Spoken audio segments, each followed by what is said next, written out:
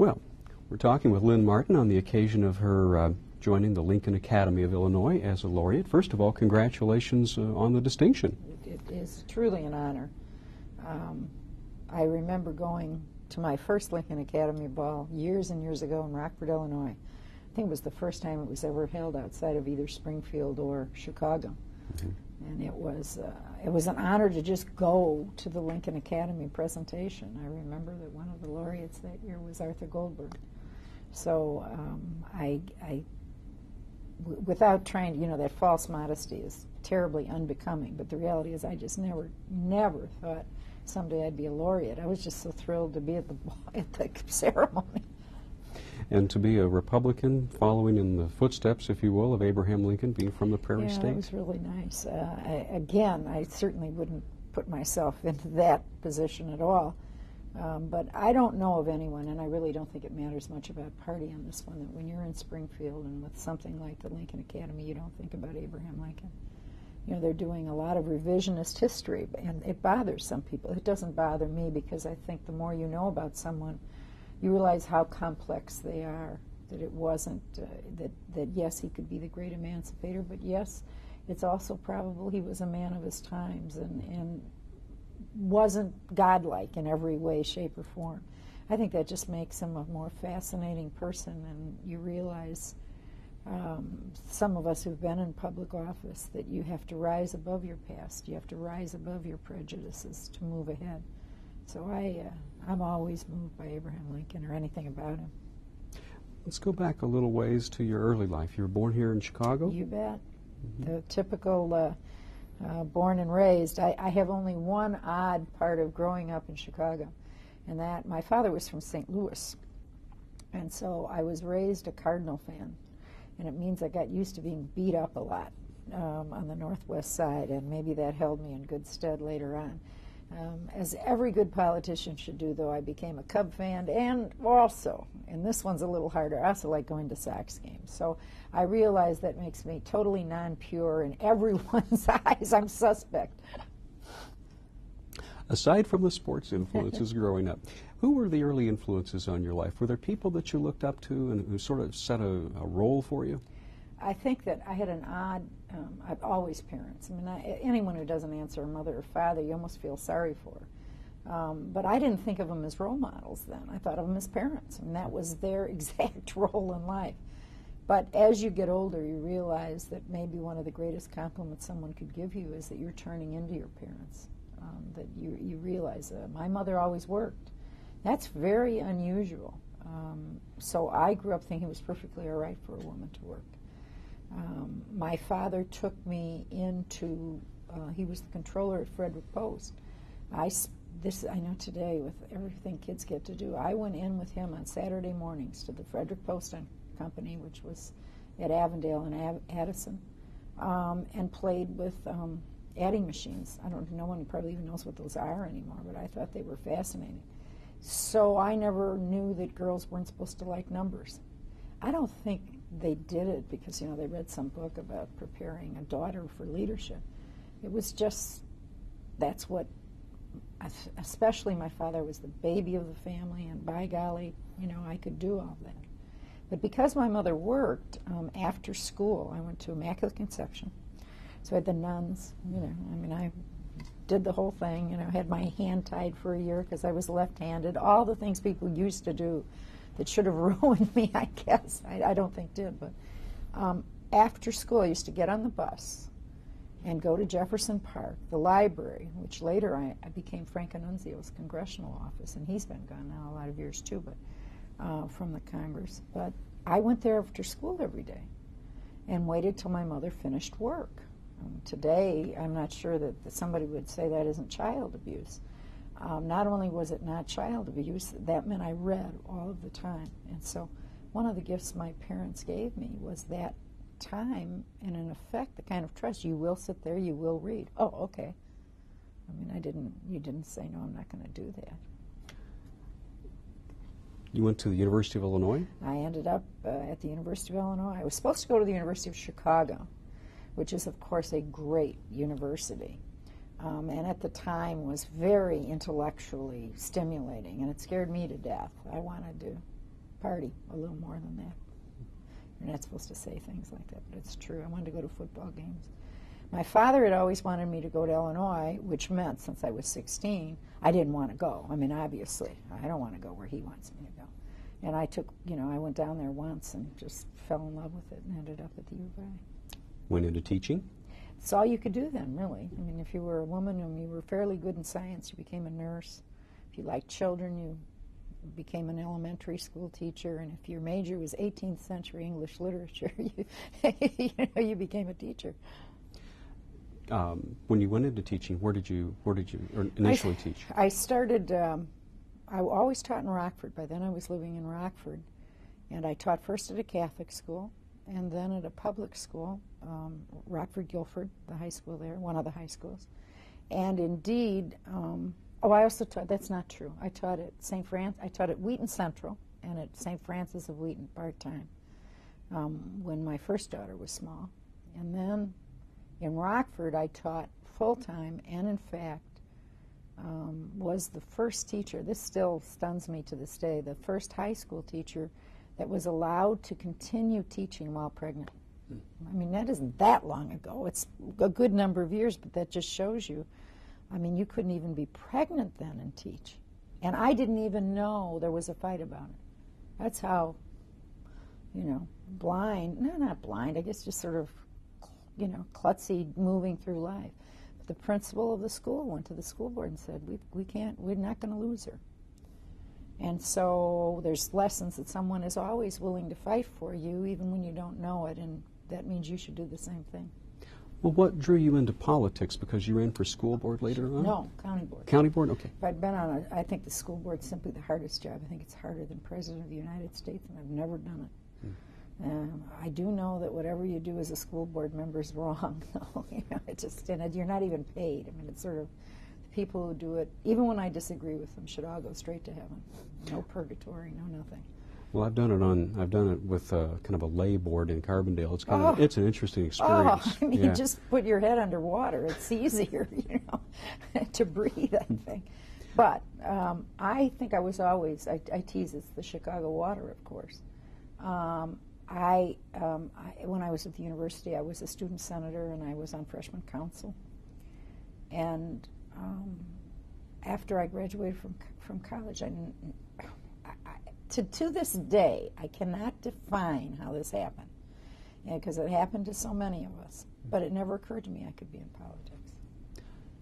What got you? I was a woman, What got you interested? I lived between the Republican state representative and the Democratic county chairman in Rockford. And had I not moved to Rockford, I don't think I would have been in politics. I think for a woman in Chicago, it would have been just too difficult to be involved. First of all, there was only one party, and you don't have as many choices that way. When I was in Rockford, I became friends with some of the people of both parties who were elected to office. Even though Rockford was pretty Republican, there had been a turnover. A wonderful woman, Democrat, named Benny Ann Keegan, who died her first year in the Senate, was someone who was involved with me. A guy named Pat North, who later went to jail, was helpful. I mean, these are all realities. And so both parties asked me if I would be interested to run on the county board. What led you to the decision you made? I don't, it was one of those that it was, I think, this sounds just a little too squidgy. It was Abraham Lincoln, kind of, I just thought. At the end, both parties had flaws in my view. It wasn't as if, I believed that everything, the Republicans had been in power too long. Often they weren't showing up for meetings. They were just an old boy network.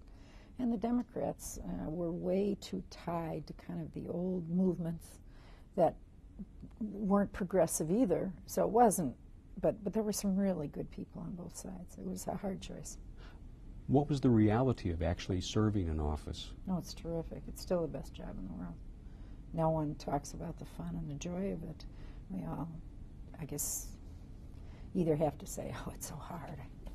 All I do is slave for the people. I just loved it. Maybe there were some bad minutes, but boy, the days were terrific.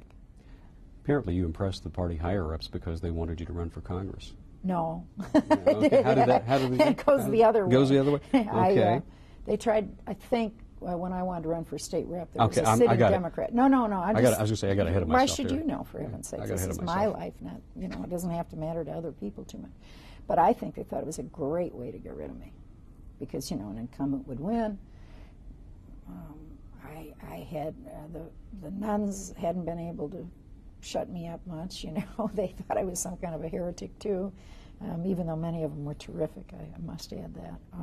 And so I was not a joy for some of the senior Republicans. There was a whole group of us that if they could have, shut the door on us, I think and this was a nice way. So most of them told everyone I was going to lose. What the advantage that gives you, of course, is you don't owe people. And that's kind of nice. The other hand is some people helped who never asked for a thing. All they wanted was do the best job you can do. And that is the real measure, I think, that we don't talk about it. There are whole, we all talk about it. Here's this special interest. I cannot tell you how many people have helped me, given money to me, worked for me, who've never, ever asked for one thing. I mean, wow, that's what, that's really what it's supposed to be about. So I'm not being dreamlike. You bet there are people that are as close to a quid pro quo as you get. We all understand that. And any politician who says they're not moved by money or not moved by what the district wants is not telling the truth. Of course you are. But at some time, you have to move beyond most of that, I think, and try to do the right thing. And I think, you try. I did get ahead of myself. I didn't want to skip over Springfield because you first went as a representative and then Right. later as senator. Right. That was the joke, of course. Don't keep a job too long. You can, they'll figure out you haven't done enough. What was it like going to Springfield as a female state representative in those days? There were already numbers of women there, but not a lot of them, and not younger women.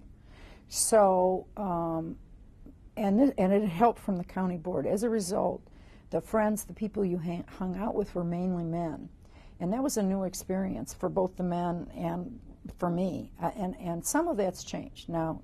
Today's Springfield reps and senators tell me it isn't as neat as it was because there's way too much partisanship. And they're more serious. I think they're more honest. I think they're better representatives in many ways. But I'm still blessed with the friends I made in Springfield. Just some terrific people. We used to drive down to Springfield from Rockford on the world's worst highway, at least we thought it was, Old 51. And we were green with envy. As soon as you got to Springfield, there were 8 lanes going, it was kind of like, "Rrr, just give us an extra 2, which we eventually got, by the way. But Zeke Georgie drove, Democratic majority leader, father of the Illinois lottery. Tim Sims, who was a really conservative Republican, and me. Now, I mean, these were not the 3 people you would say these are new, these are ever going to be friends.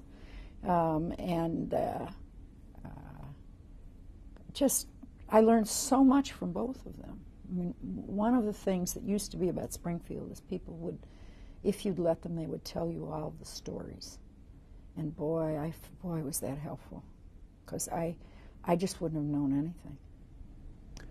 It's amazing going back now. I've covered the legislature for public TV for about 10 years now, and the stuff that I've heard over the years now, I'm starting to finally get some of the context for it. It's a fantastic place. It is. It's I will confess, and this probably has something to do with being part Irish and being from Chicago. I love the stories. I don't have to approve of them. Oh, okay. I was part of a group of wild-eyed reformers down there on the Republican side, most of whom were in the Senate. Prescott Bloom, who later died in an incredibly tragic fire. Roger Summer, who became a judge. Brad Glass, who's just a wonderful legislator. Bill, the Walsh brothers, not so Dick Walsh, who's a great attorney in Chicago. And yet at the same time, there was an aisle-reaching. Phil Rock was then president of the Senate, an excellent legislator. I don't always agree with Phil, but I like him a great deal. He's probably generally used as the person most qualified to be governor who never got to be. I mean, I think there's sort of a constant to that. So there were other Democrats who, but these are now names of the past. We all understand that. But having that, since I was in a minority, since I was a woman, was very helpful. I mean, I know I'm smart enough to do these things, but you can't do them without context and without help, and I had a lot of it. What were the issues you worked for hardest in Springfield? One was an accident. I passed the first, small as it was, merit selection of judges bill, and it passed because no one suspected I could pass it. It truly was one of those things. I was a freshman in the House, which gained me the enduring support of the Tribune, I think, in an odd way. You know, I mean, they just really thought this was lovely. But I worked on appropriations issues. It was very deliberate. Money was where there was power and the ability to move things, and few women had it. And so from the start, I thought I'm going to be involved in the appropriations process. As a freshman, I had seconded George Ryan for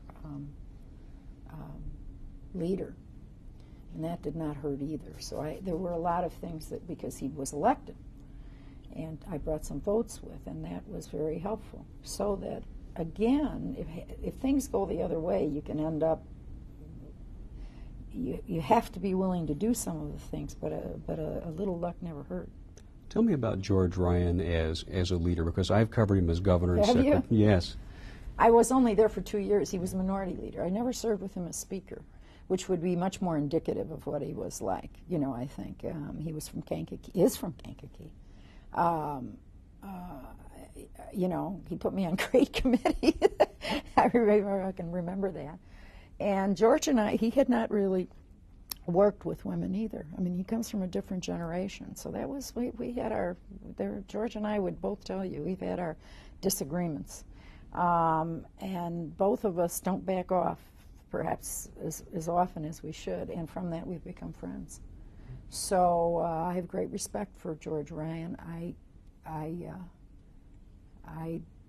think he was a good speaker, and I think he's one of the more interesting. I think watching him now as he does some of these issues, especially in the death penalty and in other areas, I'm watching an evolving human being. We were just talking yesterday, or actually the day before, with Scott Turow, and he's on Ryan's committee on this. I bet Scott said about the same thing. Yeah, he said Scott's a lifelong Democrat, Sure. and he's saying, this is a guy I admire because of the moral stand he's taking here. He's not sure about this whole thing. Right. The hardest thing it's much easier, believe it or not, for a politician to say, I mean, you don't lose that many people by it. Admitting you don't know or are unsure is an extraordinarily difficult thing, and I think there's some gender involved with that. I mean, I tended to say I don't know more than some of my colleagues did, which always shocked them. Didn't know. It was no big deal. You know, it was sort of the old asking for directions joke. I ask for directions to go around the block. I get lost so quickly. I mean, you know, my colleagues, that was just, we'll figure out how to get there. So maybe there's some gender involved in that. And so I think you see a governor saying, I'm not sure, I don't know. And I will tell you that the death penalty was voted on. It's the single hardest vote I have ever cast as a member of any legislative body. We returned it in Illinois. It is the only time I've ever stayed up all night before a vote, read, prayed, did everything you've ever thought you might do. And I came to the conclusion when I made my final decision that no matter who made a different decision, I could respect it, because anyone who said, well, this is easy, either way, I thought, it isn't easy. In both cases, we're talking about lives lost and what you do about that. And so it strikes me as the extraordinarily difficult decision. And if you, for instance, I don't know this, if you said, I came down, and at the end of it, I thought the state should not take another life. I would respect that. I came down and said, no, in heinous crimes, I believe that that is legitimate. But it wasn't, it wasn't something to run on. It wasn't something to say, let's go kill people or something. I mean, I just think it's the essence of a terrible decision. In view of the fact that so many people have been pulled off of death row acquitted, have you had second thoughts about that? I can have thoughts about the process, and I think the idea of checking and if there's DNA involved. But do I still believe there are crimes that deserve the death penalty? And that's the question about the law, how it's enforced, what you do. No. And does that mean you can ever sure? I would say that almost all of the time you can be, and it's up to the system to make sure you can be as many times. But yes, I still believe there are crimes, especially multiple murders and crimes involving children, and cruelty beyond cruelty, where the death penalty is an appropriate punishment. I'm interested in the conversation at this point because, one of the things that I don't hear, especially from the public, is a realization that their elected representatives, members of Congress and so on, really wrestle with the moral implications of their actions. And well, most bills aren't moral. Yeah. I mean, I got to tell you, putting a road here. I mean, to go through big long political. It's put the road where it ought to be. But if it's my road, that's where it ought to be. It's still legitimate. But are there questions of conscience? And the answer is yes. And the one bit of advice that I didn't always follow, of course, we never do totally, is you never get in too much trouble for doing what your conscience tells you to do. And if you do, so what? I guess, issues that mattered a lot to me in Congress, my only regret probably now is that I didn't push them hard enough, that I was too understanding of my colleagues, and that law is, after all, about changing behavior. And when you think it through, that's what law is about. Does everyone want to strangle somebody once? Probably. I mean, come on. That's, you see something awful. The law says you may not. You may not bow to your lower behavior. Does everyone want to spank a kid? Yeah. It says we can't hurt, even if it's your child. You cannot hurt a child. I mean, law deliberately puts behavioral constraints on our worst instincts, and sometimes even good instincts. You're not allowed to do certain things. And we, as a society, we trade that loss of freedom, that's what some people argue, it's freedom, for safety and decency and lots of other things. So it's a continuum. It isn't 100%. But conscience, I mean, on stuff is right, even on difficult issues. You got to do it. All you ask is the other side understands. And we are not as good about that as we used to be. I think the issues have become far more, they're just almost nastier about how they, if you differ with someone. I don't think a person with whom I differ is going to go to hell, and I don't think the person that agrees with me is noble beyond noble. It's just, okay, now let's move from there. With the way that politics have turned in recent years, with every vote that you take possibly being the next one that your opponent is going to be working you over for in the ads, how do you feel about the politics of today versus when you were coming up in the ranks? Gee, I guess, I don't know. It's what it is. That's the old, could Abraham Lincoln have been elected? He was ugly and he had a high voice. I think he was probably a pretty good pal. My guess is he would. And if you're going to run for office, and the idea of running is that enough people have to vote for you, this isn't about, I want to be me. If you want to be you, go and be me, or go be you. But if you want to be elected, there's a certain range of things you're going to have to do. So I think some of it's way too much complaining. There's still a huge number of incumbents that stay in office. It can't be that bad, The money part's scary. I guess the lesson now is go earn your own $400 million and don't ask anybody for it. I think the first time I ran for office, it cost $300. You know, now, I mean, it's almost, isn't that funny? Ha ha. But I don't know then, as a woman, if someone had told me this is going to cost $1 million. When I raised more money for the federal race than I think anyone had done in that district before. I had to get through a primary and a general. And even that, I'd have to check, but I think it was under, for both that huge primary and the huge general, was under $500,000, which is now just sort of chump change, I guess. I don't know how I'd handle that. Well, there was one Democratic candidate, Senate candidate, was it $37 million? No. Did I read that right? Yeah, I don't think so. I think that's a lot. The new guy, John Corzine, right, I think his name is. Right, from, he's got, it's better than gambling. You know, he's got $400 million. It's better than doing something evil, you know, run for office, I guess, on that. You know, why not have some business people in there? In this case, he's a different party, so I'd be for the other guy probably. But, you know, that used to bother me more than it does today. And what is, you want to know what's funny, though? If you used to have money, you used to try to hide it so that people wouldn't say you bought an election. Today, I think most voters say, good, he's paying for it, means I don't have to, and he won't owe someone. I'm not sure they're right, by the way, but that's a, you know, it's a change. You're going to run for office, you recognize the change. Peter Fitzgerald's been a bit more independent than a lot of people expected. I think so. A far better senator than I think anyone. Certainly than I expected. He and I differ on some issues. That's fair, too.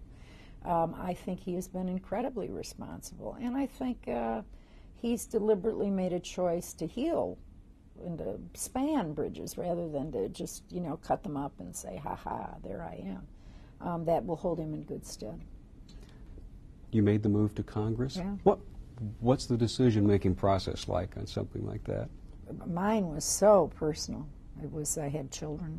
I was a single parent, and I hated to fly. So it was like, oh, I don't want to do this. I don't want. And then, of course, the reality was you don't get to say no on these things twice. You know, I thought, wait, I'll wait a few years, and then we can do it. You either do it then or not.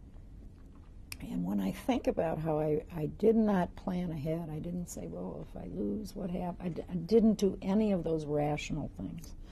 And I don't regret that in any way. I finally said, I can't, how do you turn down an opportunity? John Anderson had been there 20 years. It was, you know, it was a district that was very patient with its representatives. Leo Allen had been there 28 years. So there was a history of the district holding on. And so I ran. So did everybody else. There was a huge primary and a big general, but it worked out. The district was always very, you know, when I say conservative, I don't mean it was always Republican, because the district shifted. We had redistricting in the middle there. But they were very patient with me, I must say. They knew, I mean, they'd say, oh, no, we don't agree with her on that. But, you know, very patient district, lovely district. When you got to Capitol Hill, you've told me about what it was like for women in Springfield, but what's the difference? It was worse. Part of the problem on Capitol Hill was that you didn't get to know fellow members. You got to know your staff. And so you could try to use all sorts of things with fellow members, but if you're not meeting with them or anything else, and you're in the minority and you're a freshman and you're a woman, it was, you know, they used to not even let me in, literally not let me in the floor. Who do you work for? You know, why are you coming to the floor? That's what the ducks would say, who were standing outside. And it took another male member to tell them to stop that, because they knew who I was. That was their job, to know new members. Who was that? The doorman. You know. Oh, okay.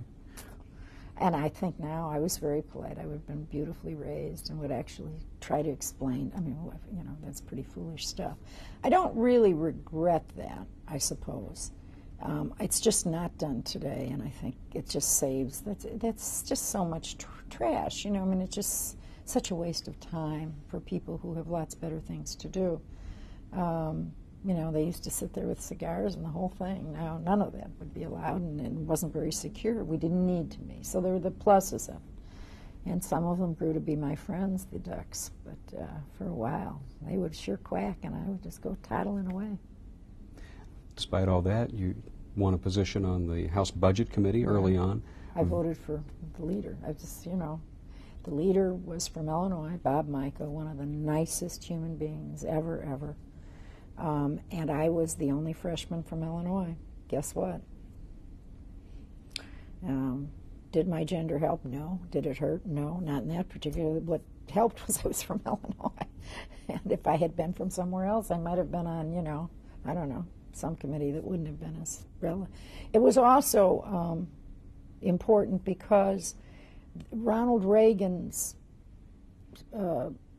budget director, remember the Democrats controlled the House, so the only way to they couldn't use the appropriations process. But the budget, you could get a vote on the floor. So for the first time, the Budget Committee, which was a stepchild, I mean, no one liked it because it interfered with what was already there. The Budget Committee was used for substantive change, and you could argue that was a misuse of the process, but it was, of course, a very political use of the only process available to the minority party and to the White House. Somebody, not I certainly, had been smart enough to figure it out. So without having, you know, not because I had planned so carefully, I became an integral part as a freshman of the changes, and that shouldn't have happened for about 8 years. So, you know, again, it was I also liked, it turns out I liked the process and I liked doing it. But I don't think any normal human being doesn't understand it. And they ought not. It's not a budget process really like at home at all. It isn't, you know, here's the rent, here's the mortgage payment, here's the food, here's how much we have. That's not what it's like at all. But it purports to be like that anyway. You went on to break some ground by becoming the vice chair of the House Republican Conference, an elected position, the first woman to do that. Right. Either party. The others were appointed. How did you do that, given the milieu you were talking about? I was fairly good a politician. I wasn't good enough, I think, in the end, to do some of the other things that needed to be done. Because it's very hard. You get very tired, I must say. The woman thing, you know, after a while, you just think, oh, give me a break here. But the reality is, I'm sure many people would say, well, you wouldn't have gotten it if you weren't a woman.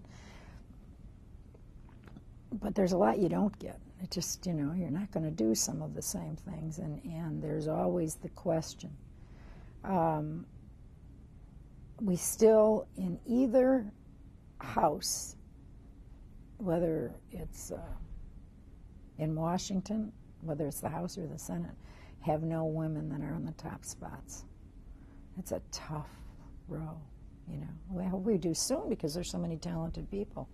I mean, the idea, there are no blacks either, you know, it's no minorities. So it's kind of it's still pretty, it's difficult. I will not tell you it's easy, it's difficult.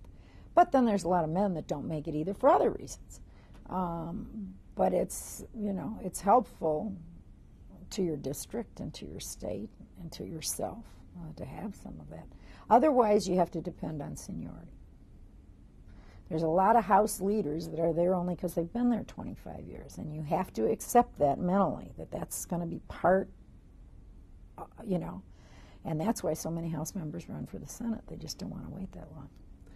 How do you represent the interests of an area like Rockford in Washington, D.C.? What are the things that you're hearing from constituents about what they want to have done, and then the issues that hit you at the gut level? Well, first of all, it wasn't just Rockford. It was Rockford to the Mississippi, so it's about 60% agricultural, which I mean, come on, I was raised here. And in fact, one of the things I remember is everybody was always telling that district that their fathers were farmers and that they knew everything and they would help. And I used to say, look, I don't know anything about it. I'm not going to ever go on the agriculture committee. That's, you better know that. But that gives you an incredible opportunity because I probably will do exactly what you tell me. You know, I mean, I'm not going to spend my life learning agriculture policy because it is too complex, and I'm not going to, you know more than I do. So it was rather interesting. I took I learned some things, but if you have someone that can understand milk marketing orders, I assure you that person can figure out a way to define quarks. It is that arcane, and that was just not an area that held my interest. And the district, as I say, was probably because I didn't lie to them, and probably because I did listen to the farmers of the district. I had an ag committee that was dynamite. Boy, they were so good on issues. You just listen and talk, and you have much freedom to do what you want. You really do. And on issues of conscience, don't vary much. It just once in a while. And there would be aberrant things. It would suddenly, one of the things, it wasn't aberrant, but I remember I had a whole group of people really interested in the gold standard. You know, I was a former history teacher, that was 1913, but they really meant it. They thought it was constitutionally that they had made an enormous mistake. And was I going to be with them? And the answer is no, but you have to respect that that's what they cared about that much. And it's a lot easier to give a woofy answer than yes or no. What about the issues that you felt like, hey, I'm here, I think I've got something here, and I think I ought to go with it? Yeah, well, some were very interest-driven in the sense of the district. I knew I was a freshman, but I knew I wanted money for that highway, and was very lucky we got it put in with Bob Michael's help and Danny Rostenkowski's help. So as a freshman, sophomore, my district got more money than any other district in the state. And without their help, it wouldn't have happened. And without, it's like lots of people do it. So I slid in and out of the Public Works Committee to get that done. I was on that briefly. I cared about the budget. I cared desperately about the plight, and I use that word, of women and minorities. And I get better and better at that. Without being too holier than thou. But it was the Congress, at the time I was there, exempted itself from all rules. That just drove me wild. That's sort of the height of hypocrisy. I also worked on things the district would never know of. We almost got through, and at the last minute it fell apart, and you have to get used to that after 2 years of work. A total rule change for the Congress that would have put us about 10 years ahead of where they are even today. Almost got it done. And at the end, a couple of the old chairmen, the old bulls, just said, ooh, good idea, we want our input. And then you knew it was over. This had to be done from people who were not as threatening as that. So it was, I think I was a personal legislator. And I think I had one of the best offices. We were very, very responsive, and I say we because not the royal we, the office, to what the people needed. And you heard stories, but just, if you could help. One of the things, and I don't know today, but it used to drive, the opposite of what people think. People can feel one way about immigration, but I will tell you for a number of years the immigration office was so dreadful to human beings. They treated them with so little respect that you wanted to shut them down. Now, that's sort of the opposite. So on one hand, you could say, I think we have a perfect right to limit and have limiting legislation on who we're going to let in, when, how. A country has that right. Then you can argue about the differences within that. But to see government treat people as less than this office down here used to, it still infuriates me to this day. People would line up at 7 o'clock and they'd see people with babies and try, the whole thing. And they would just shut the window. They knew those people were never going to get waited on. Why couldn't you say to somebody, look, we'll give you a number. You can come back tomorrow. No. And that kind of attitude, and I think that's if you're in leadership, you can begin to squeeze on that. That's you do those kinds of things. It isn't for you. I never needed to go to an immigration office, for heaven's sakes. And at the same time, to try to help some of the people who work for government, I came from here. I'm trying to cut it like crazy. But at the same time, the decent people who work for government because of their race or because of their gender because they could be a white male were being treated badly and not getting the promotions they deserve.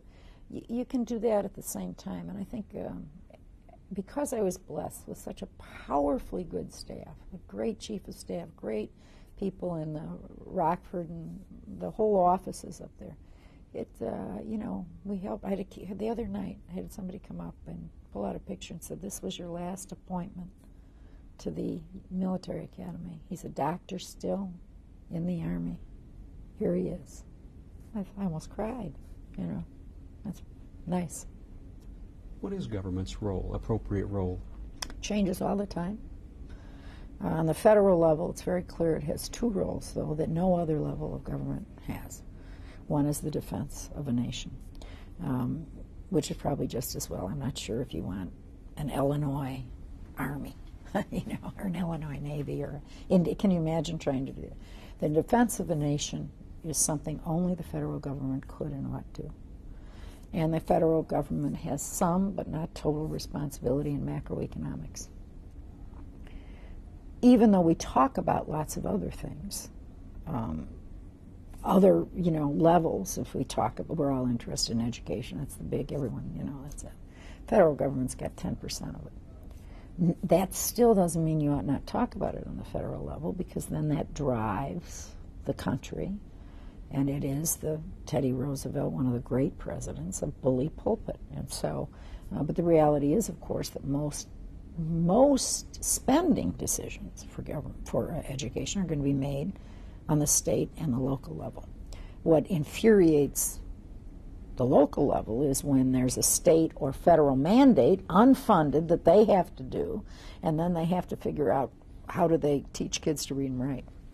And so the federal government's biggest problem has to be aware that the scope of its power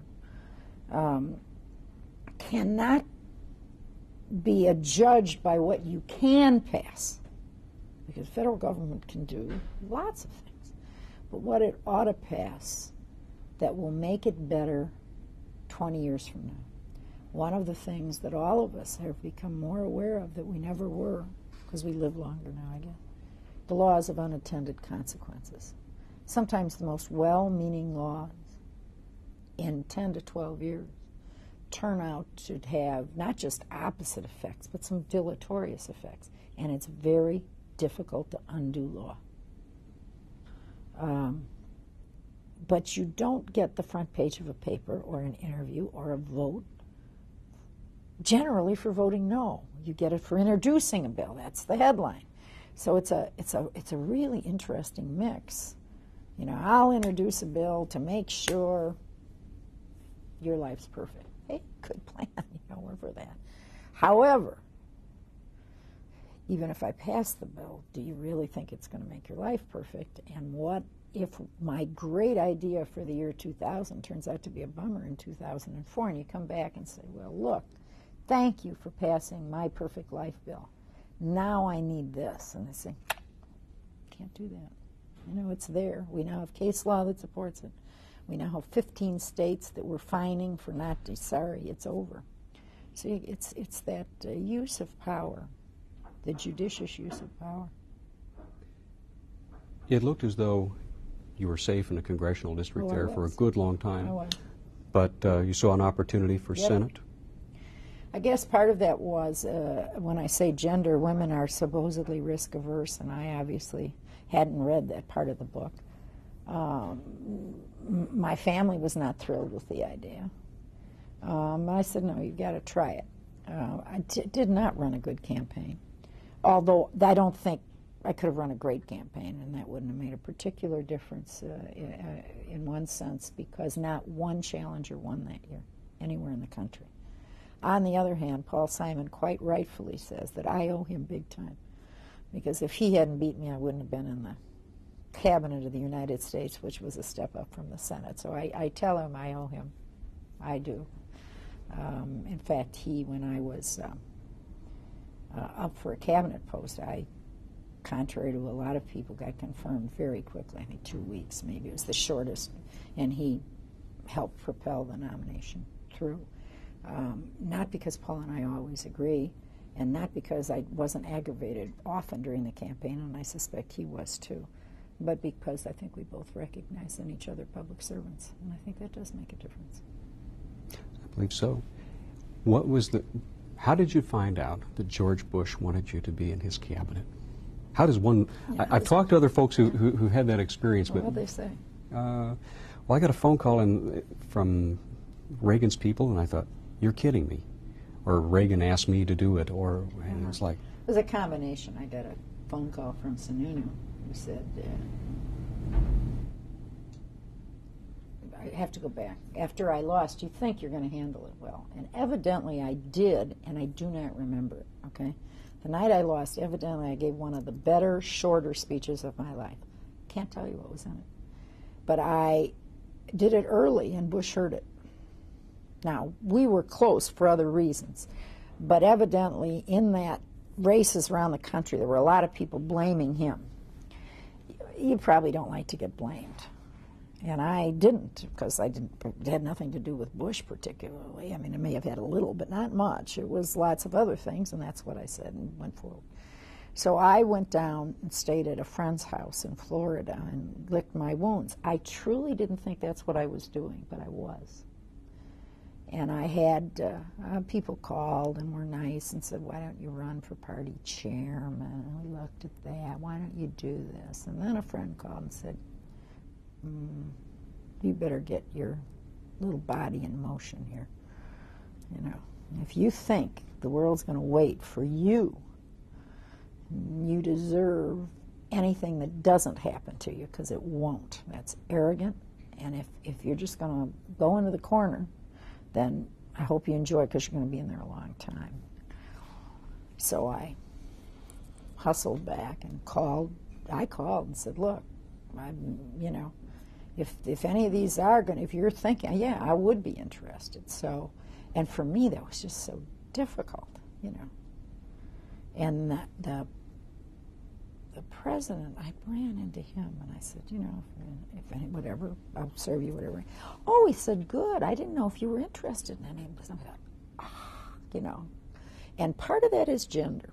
Women expect men to understand. And men want a list.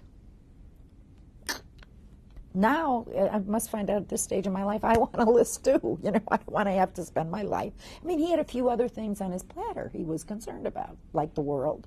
You know, the fact that I wasn't the only thing he ever thought about should not have been a giant surprise. I'm laughing at myself, how dopey. And then a few weeks later, I was in my congressional office in Rockford, and Sununu called and said, "You still want to do this, and can you do this and this?" And I said, "Yeah, I sure can." And then the president called pretty soon thereafter. And George Bush is such a lovely man. I mean, you know, we all know that now. He's a truly, on a personal basis, a lovely man. Wherever you voted or whatever you think, and he went on and on about we could get these things done. And there were 2 positions in the cabinet open at the time. One was the education secretary. Remember, I'm a former teacher, and I did not want to do that. I mean, I guarantee you I did not want to do that. And labor, which I did want to do.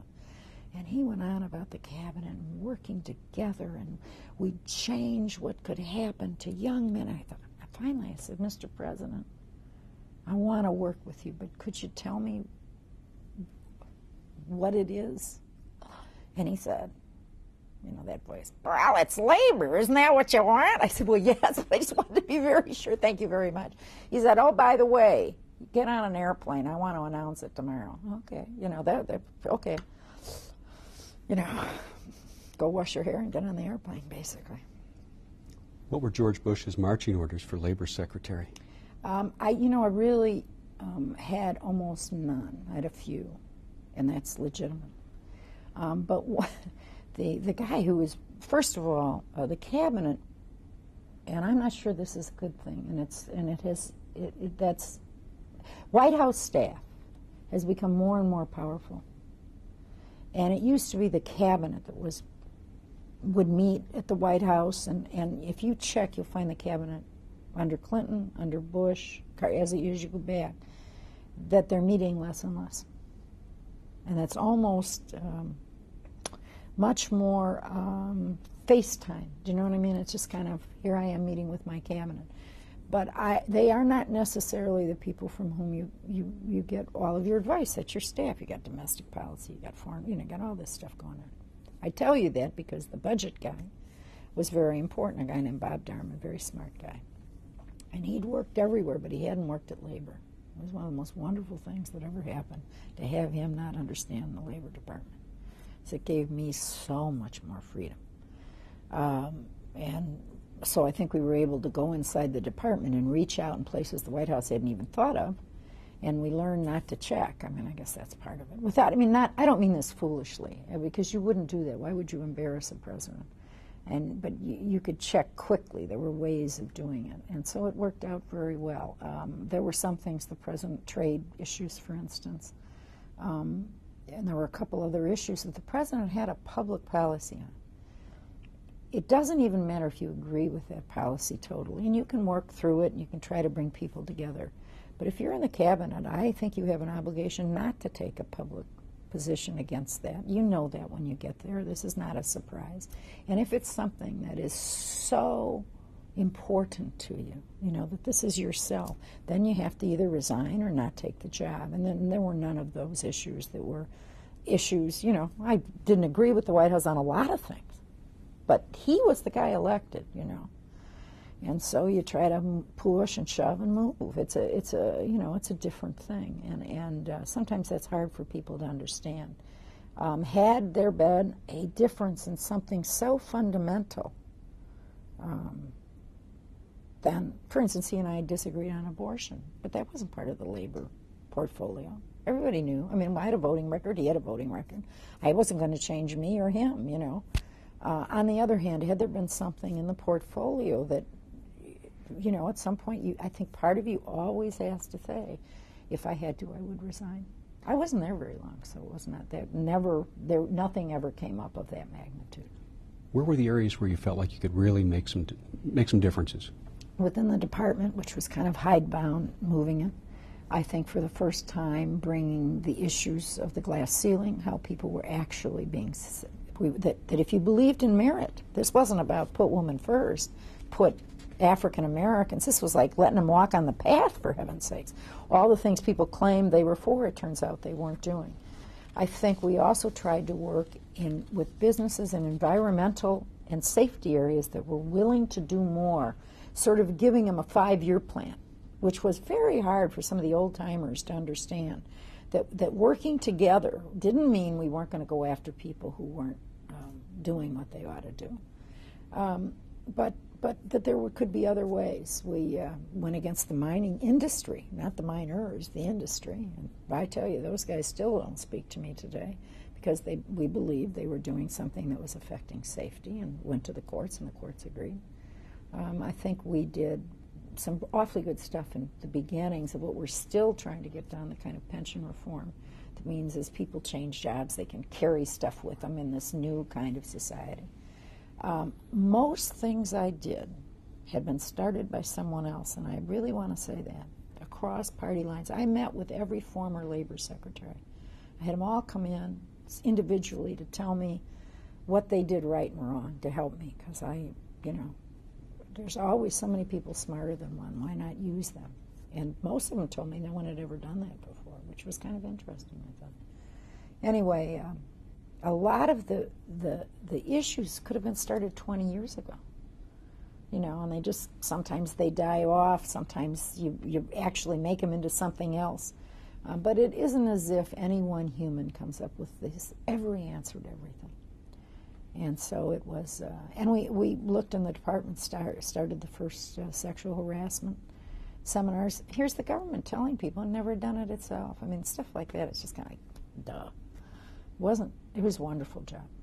And there's always progress to be made. It takes so Yeah. long to get an idea from conception all the way up through. And then to work through the Congress. The joke was it took me 3 weeks to start talking about them. You suddenly, I mean, I was they, as the saying goes. I are one, but boy, then it was those. And there are areas that you're still wanting to see progress on. Oh, yeah. Women's wages are still not what they should be. Yeah, that's gotten a lot better, and you have to be very careful with numbers. One of the things the department had was the best statistical gathering agency in the world. I think it's the third largest law firm in Washington. I mean, it's a really fascinating department. I will tell you a funny story when I left. If you go on any board, you fill out a thing from the SEC that says, have you been sued in the last 5 years? Please list the cases.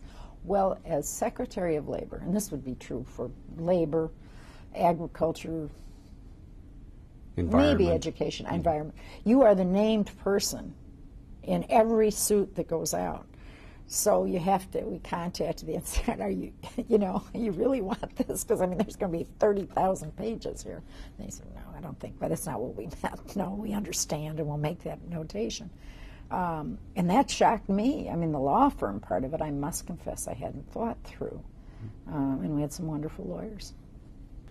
After leaving government, you were still Totally. busy? Yeah, well, yes, but I didn't plan for it. I mean, again, I may have been a risk taker, but I was not a planner. I think other people. Somebody joked, they said, you worked actually till the end. I said, I know. I thought that's what you were supposed to do. Other people just kind of said, yeah, right. I was blessed with a number of things. I had a relationship and continue to with a leading Big Five accounting firm, Deloitte & Touche, that not because of the law, but because it thought it was a business imperative, was trying to move forward in areas involving women. And the Glass Ceiling Initiative had pushed them to look at those issues. And its CEO and its current CEO decided they were hiring 50% professional women. Why weren't more important things happening to these women through the firm? And if you think of the change, 20 years ago even, and that's not that long ago, certainly 30 years ago, if you had said to people, do you want your accountant to be a man or a woman? I bet the answer would have been, overwhelmingly, I want a male doctor, I want a male lawyer, I want a male accountant, I want a male CPA, a banker. Now, I suspect we've seen an enormous undercurrent of change, which is, well, I'd rather have someone that's got 5 years' experience, rather than somebody just off with the sheepskin. They don't have sheepskins anymore, do they? I think they probably have a readout. And so, but how do women move up within that? So you've got some changes occurring underneath, but it's still difficult, and it's still shocking to me. I teach also at Kellogg, at the Northwestern's School of Management. About 32% of the entrants are women. That's not 50%. And if you talk to, and it's very difficult to get that number up.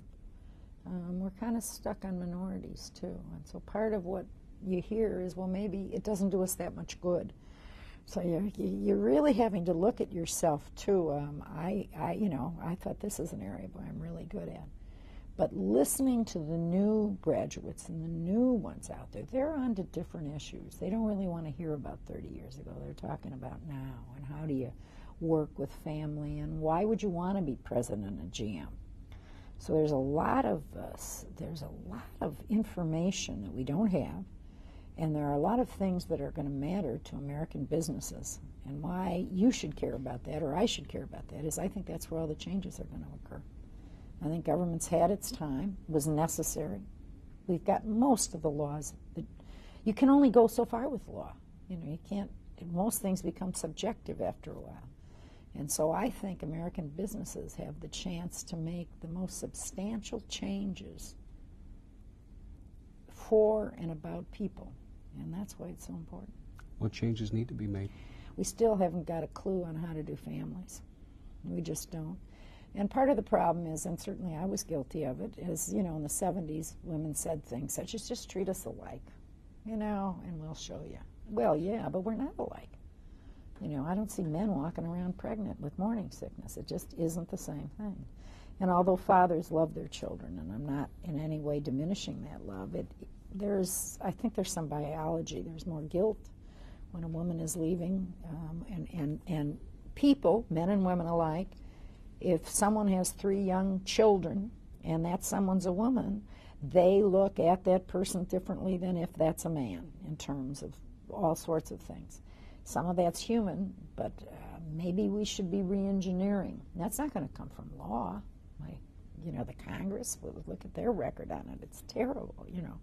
It's going to come from the talents of people that we just can't miss. One of the reasons I believe this economy has been so spectacular is because more women, more minorities have more jobs and better jobs. Duh. More money, they spend more money. 80% of the economy is driven by consumers. Your consumers have more money. I mean, it isn't rocket science. It's basic economics here. And so it turns out that a majority white male does better when a black female does better. That's very different than the 70s idea of, I'm going to take from you because it's been so unfair and so awful, and I'm going to give to me who well deserves it. I think now we're moving to another time that says, you know what was true then may still be true, but how we change it is going to benefit all of us. And that's something we've all, you know, we're all working our way through. What's Lynn Martin's next challenge? Oh boy, you know, I still try getting through the day. I'm not joking. I mean, I'm not as forward a thinker, but I'm blessed with a pretty big family. 2 children, 5 stepchildren, 11 grandchildren. Trying to run all of their lives is very difficult, and they don't appreciate it nearly enough. As a control person, I could do it so much better than they. It would just, you know, let me do it all. Making sure that we don't go backwards. I worry about that more than I thought I would. And still saying that if I told you at the beginning I had terrific parents. I've had a great education.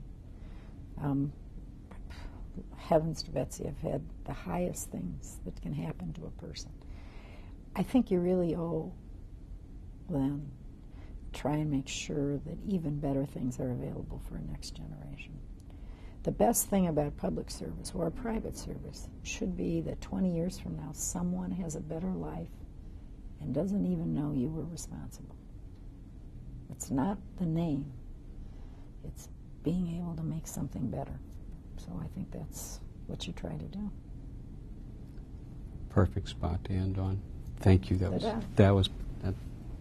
was great. Thank you.